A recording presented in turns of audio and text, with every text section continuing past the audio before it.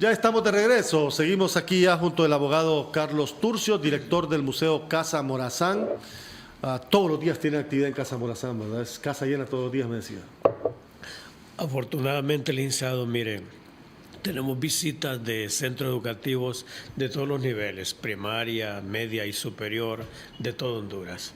Y hoy ha sido un día especial. Tuvimos 2 centros educativos de Sabana Grande, 2 de La Paz, 2 de Tegucigalpa, 1 de San Pedro Sula y otro del Progreso y Oro. Qué bueno Es que los... casa llena y viera qué hermoso. Compartimos con ellos la vida, obra y pensamiento del héroe de una manera sencilla.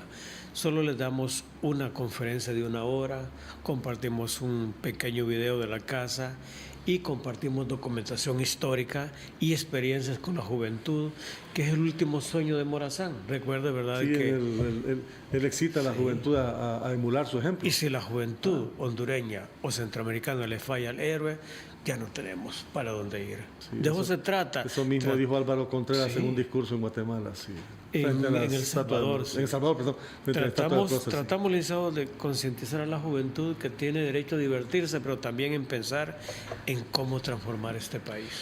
Yo le decía a usted en la pausa que a Morazán no se le puede encasillar en una sola, en un solo pensamiento político o en un solo ideal. Morazán tenía mucha relación como militar con los políticos de la época, Sí. y como presidente de la federación con los militares y los políticos de la época. ¿Cuál era el comportamiento, el carácter de Morazán en esas circunstancias? Era un hombre tolerante. Dice él en un apartado de sus escritos que la tolerancia debe ser la primera virtud del republicano. Y usted ha visto, ¿verdad?, que La tolerancia debe ser la primera virtud del republicano. Sí, cuando dice republicano se refiere al funcionario público. Sí. Y también exhorta a todo el mundo. Fíjese que este hombre, a pesar de haber manejado tanto poder, imagínense que tuvo una vida política bien corta, de 18 años, entre 1824 y 1842. Y en esos 18 años él ejerció la presidencia durante 9 veces. 3 veces presidente de Honduras, 3 de El Salvador, 2 de Centroamérica y 1 vez de Costa Rica. Sí. Pero tuvo bajo su mando el ejército más importante de Centroamérica, que es el Ejército Aliado Protector de la Ley, conformado por todos los centroamericanos. Y también tuvo otros 5 ejércitos bajo su mando, los 5 ejércitos de los estados centroamericanos. Y aparte de eso, era un hombre noble, tolerante, educado, nada de soberbio. Antes de ir a cualquier batalla, primero agotaba el esfuerzo de firmar la paz. Y prueba de ello es que firmó unas 6 capitulaciones de paz, entre ellas con los olanchanos, con la gente de las Charcas, con la gente de Chiquimula, de San Salvador. En todos lados él andaba, antes de hacer un tiro o espadear, negociar la paz. Eso es bello, porque usted sabe que en estos momentos que Honduras está prácticamente abierta a los frentes, debe de buscarse siempre razonar y compartir la paz. ¿Será por esa tolerancia o esa es la visión que a él lo llevaba a pensar más en función de una sola república y no 5 provincias distintas? Es que él siempre soñó con una república federal centroamericana. Decía él que unidos los centroamericanos íbamos a ser más fuertes, divididos, débiles. Y añoraba una república de 500,000 de kilómetros, de los 5 estados conformados. Y imagínense, decía él, con muchas tierras fértiles, muchos valles, grandes montañas que iban a ser los pulmones de Centroamérica, grandes ciudades, muchos lagos de agua dulce, los 2 grandes océanos y sobre todo fortalecer una economía.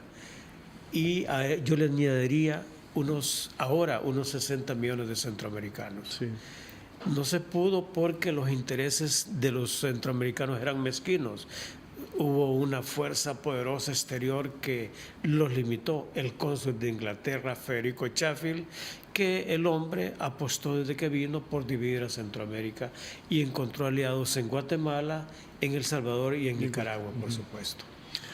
Acá en Honduras incluso hubo 3 malvados que conspiraron contra la Unión de Centroamérica, volviéndose enemigos formidables de Morazán. ¿Quiénes eran? Eran Francisco Ferrera, el famoso sacristán de Cantarranas, Coronado Chávez y Santo Guardiola, que eran aleros, conspiraron contra Morazán y fueron cómplices del asesinato de Morazán en una reunión conspirativa en agosto de 1842 en San Salvador, una misa negra. La famosa misa negra, sí. ¿Cómo era la política en ese tiempo? Hablando ya del sistema político en el tiempo en el que Morazán le tocó gobernar y enfrentarse a estos grupos. Mire, licenciado, la historia centroamericana parte prácticamente con la Revolución Francesa. Recuerde, ¿verdad?, que somos hijos putativos de la Revolución Francesa.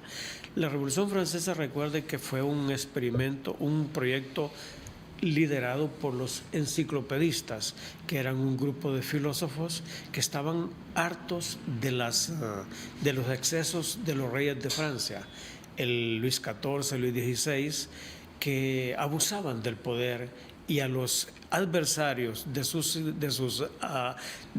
excesos los mandaban a la cárcel de la Bastilla, en el corazón de París.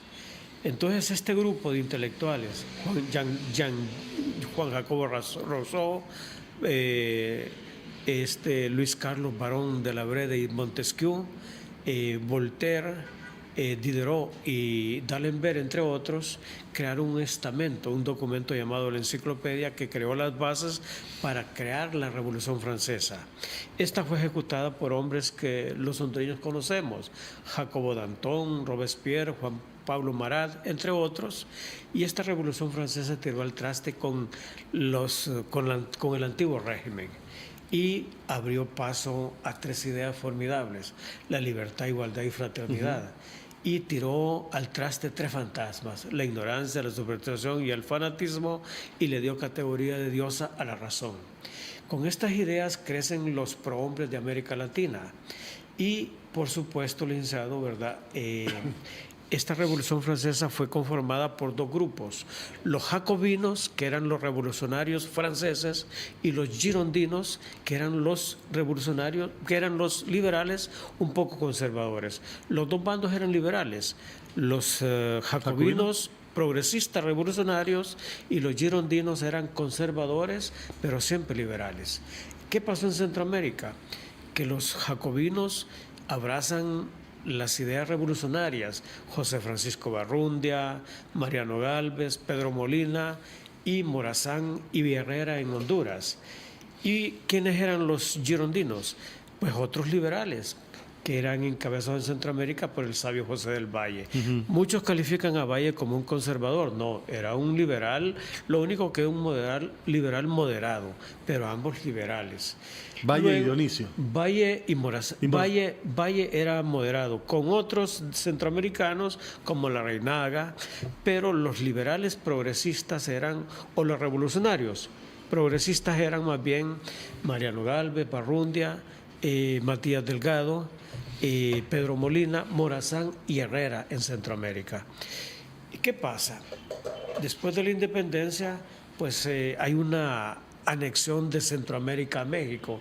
Recuerde que la independencia no costó nada, y lo que poco cuesta, poco se aprecia. Sí. A los 4 meses nos adherimos al efímero imperio de Iturbide, al cual el sabio Valle se opuso. Que fue corto, por cierto, ese imperio de Iturbide. O sea, no. Fueron 22 meses, sí. Quería ser un emperador, ¿verdad? La visión de él era ser un emperador. Sí, él venía con mucha soberbia, fue criticado duramente, incluso los prohombres de la independencia de Centroamérica, como Gainza, estuvo contra él. Después se adherió a Iturbide porque no le quedaba de otra. Pero ese experimento de Centroamérica, México, fue altamente negativo, y Valle creó las condiciones para volver a Centroamérica, y en 1824 Centroamérica se convierte en una república federal y surgen los 2 famosos partidos: los liberales federalistas o unionistas. ¿Eso fue en? 1824. Pero cuando le digo liberales, estoy hablándole liberales en el amplio sentido de la palabra. no estoy hablando de partidos liberales de ahora, sino que unionistas, federalistas o liberales ampliamente en el sentido de la palabra. Y por otro lado el Partido Conservador, centralista o cachureco, como se le llama ahora. ¿Por qué se le llaman cachurecos? Porque históricamente, dice el notable intelectual Ramón Rosa, que las hordas de Carrera entraban a la ciudad de Guatemala anunciándose con un cacho. Y ese cacho despertaba el pavor, el terror. Cuando la gente de Guatemala escuchaba ese cacho, salía despavorida porque significaba saqueo, pillaje, violación, ultraje y devastación. De ahí surge la palabra cachureco, de cacho, que ahora son los conservadores centroamericanos. Cuando aparecen estos dos, allá por 1824, tanto los liberales, en el amplio sentido de la palabra, y los conservadores, estos liberales, la continuidad que se dio hasta la fundación del Partido Liberal en el 1891, ese grupo venía de ahí, de esa ramificación? Pues les puedo asegurar que no. Mire, históricamente se ha dicho, ¿verdad?, que Morazán, Herrera, Valle y Cabañas eran liberales. Eran liberales en el amplio sentido de la palabra. Del que usted me habló en esa etapa del 1824. Sí, porque lucharon por la Unión Centroamericana, por conservar la unidad de los pueblos de Centroamérica contra los conservadores o cacos o cachurecos de aquella época, encabezados por la poderosa familia Aycinena y su baluarte, que era Rafael Carrera.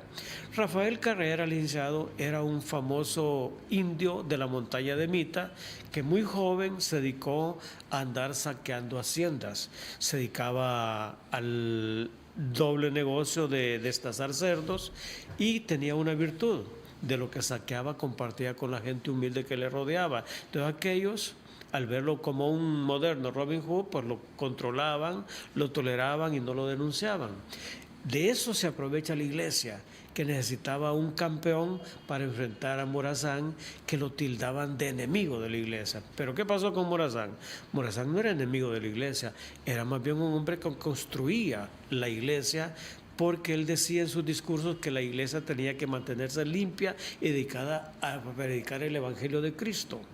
En Centroamérica habían unos 7,000 sacerdotes, pero todos eran ligados a la corona española. Soñaban con volver a que España dominara la escena centroamericana. Eran espías que tenía la corona, pero no todos, sino que los jefes, encabezados por Casaus y Torres, y estaba ligado a la formidable familia Aycinena, que era la que dominaba el poder absoluto en Centroamérica. Le voy a poner un ejemplo. La familia Aycinena controlaba el presidente de Guatemala era Mariano Aycinena. El jefe del ejército era Antonio Aycinena. El que controlaba la iglesia era Teresa Aycinena. Y el rector de la Universidad de San Carlos era Juan José Aycinena, el último ese marqués de Aycinena. Sí. Entonces, ¿qué pasó?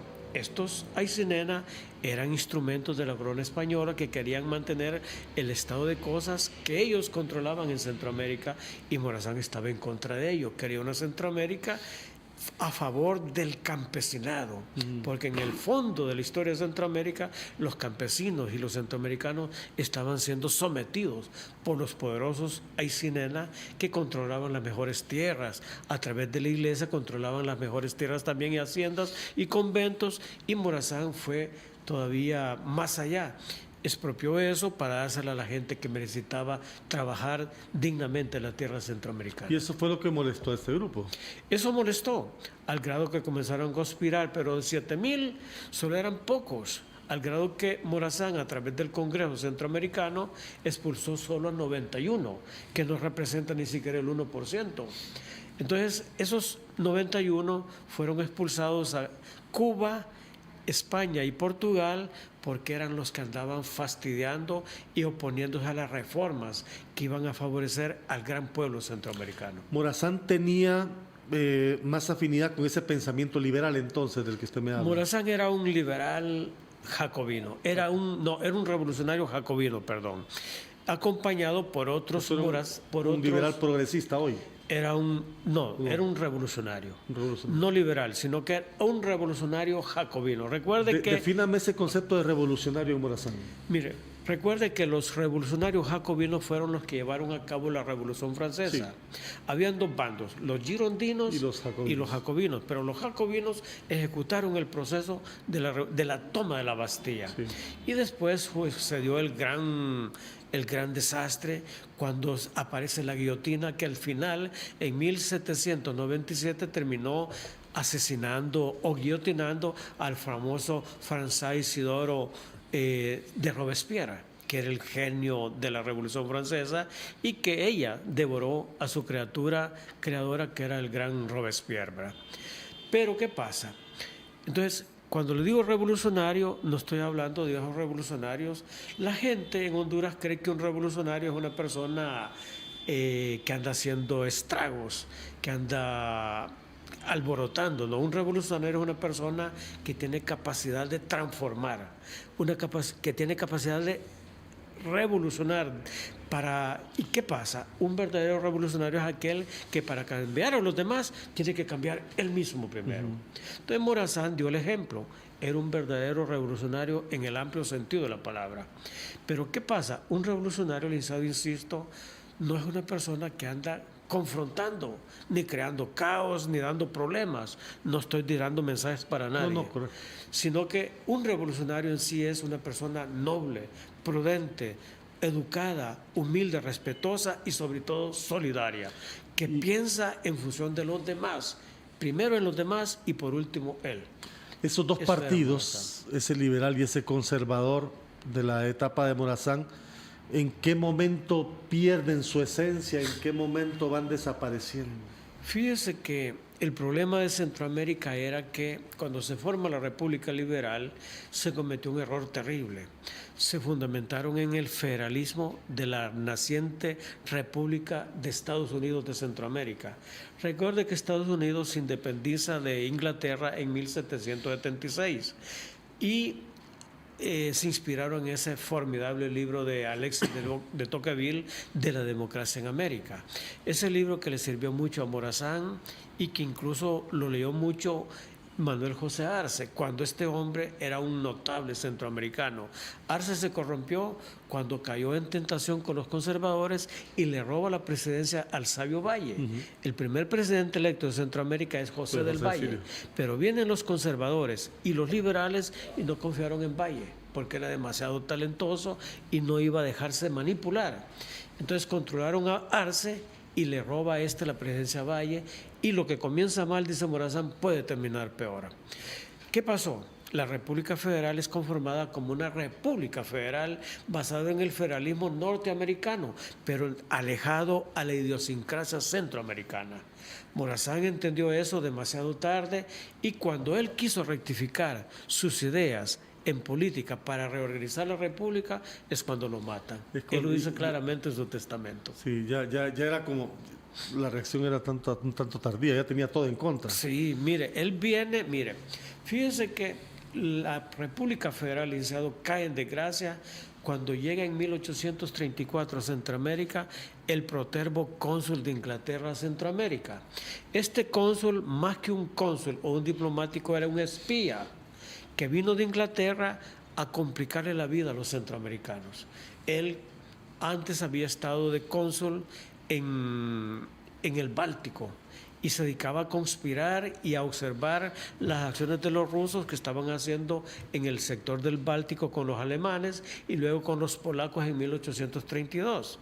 Los polacos y los rusos lo denunciaron y lo devolvieron a Inglaterra, pero Lord Palmerston, el famoso y formidable primer ministro inglés, lo quería mucho porque era un formidable espía, un buen empleado de la corona, y aparece en el escenario internacional una reciente república, Centroamérica.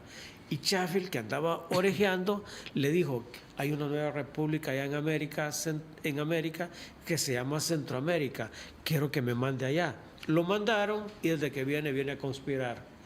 Ese hombre estuvo hasta 18 años en Centroamérica, se fue hasta 1852.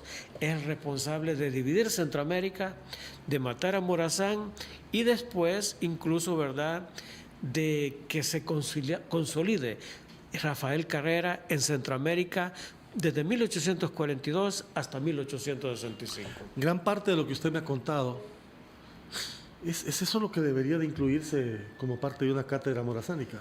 Eso debe de incluirse e incluso ser parte de la clase de historia de Honduras.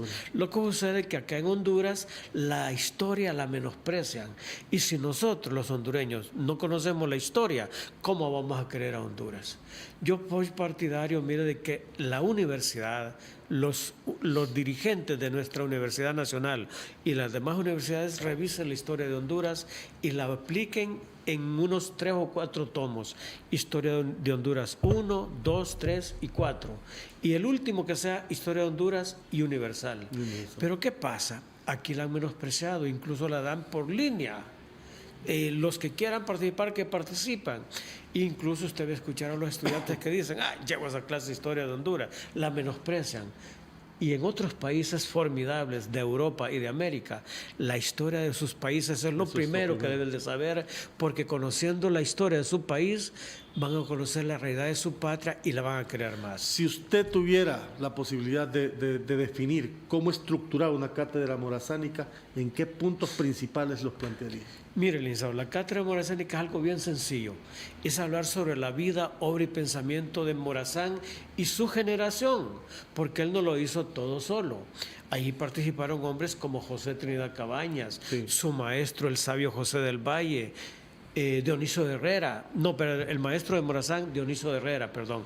Pero hay que incorporar a Valle, que tenía excelentes relaciones con Morazán. Sí, correcto. Y, por supuesto, otros como Barrundia, Molina, Mariano Gálvez, La Reinaga y sus enemigos, porque usted crece luchando contra formidables enemigos. Si no, no tiene sentido la vida. Uno se fortalece venciendo a grandes enemigos, no a la mediocridad. Si no, entonces las victorias serían pírricas. ¿Se acuerda de Pirro? Sí. El famoso vencedor de allá del Ponto en Asia.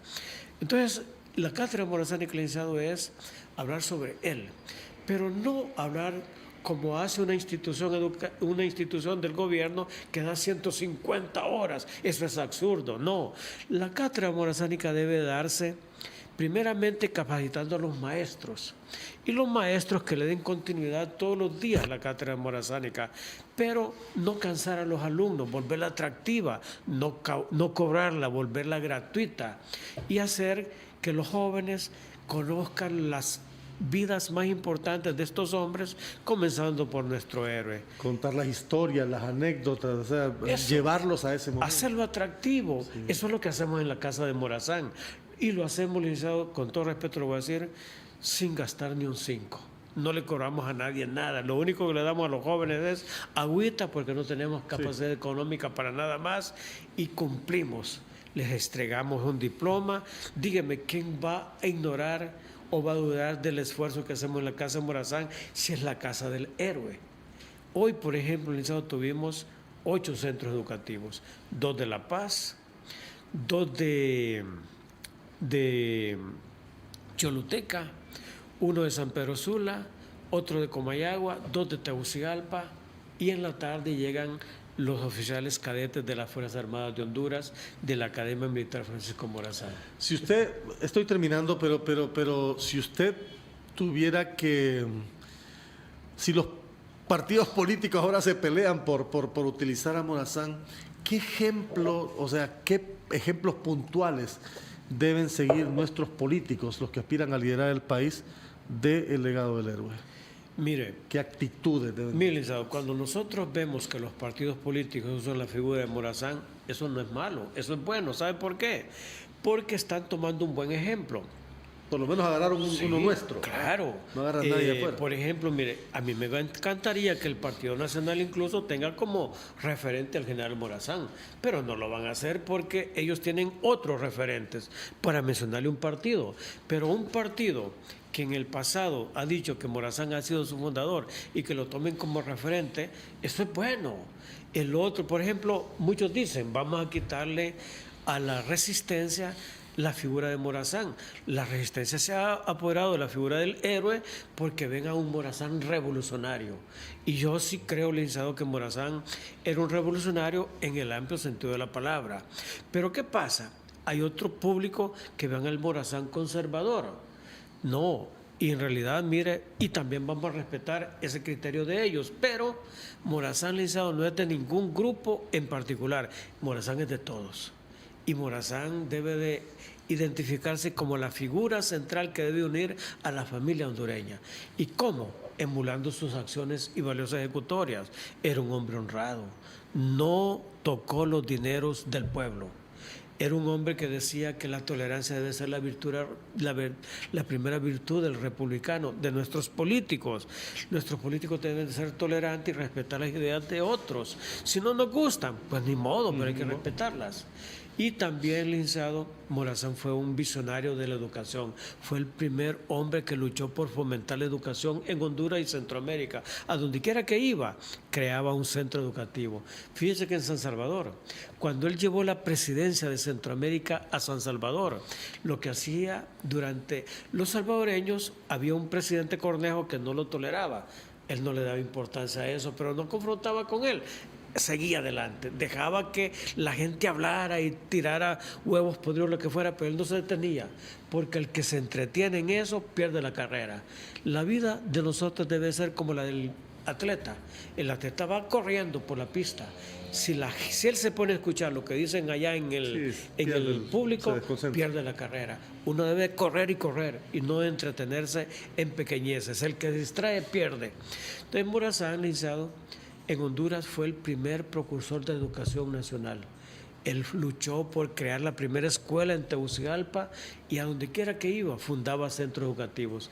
En Costa Rica, antes de que lo mataran, a esos malvados, a esos bárbaros les dejó el centro educativo Luis Gonzaga, que ya tiene 200 años, sí. En Cartago, Costa Rica. Que por cierto que ahí se habla de Morazán. Es de los pocos centros educativos de Costa Rica que se habla de Morazán. En David, Panamá, hay un colegio que se llama Francisco Morazán, sí, porque él lo fundó también en aquella época. Y otra ahí cosa, donde escribió su manifiesto. En David, Panamá.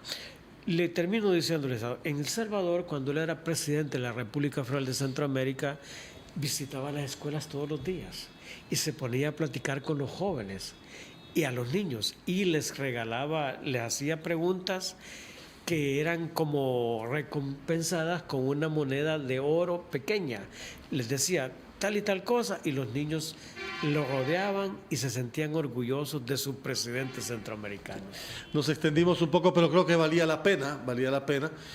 Yo le ofrecí este programa a la gente y le agradezco que nos haya ilustrado sobre esto. Si usted quiere conocer más de Morazán, está aquí en Tegucigalpa o viene a Tegucigalpa de cualquier parte del país donde nos esté viendo, dése una vuelta por el Museo Casa Morazán. Si hay espacio cultural que yo disfruto de llegar es ahí. Gracias, licenciado.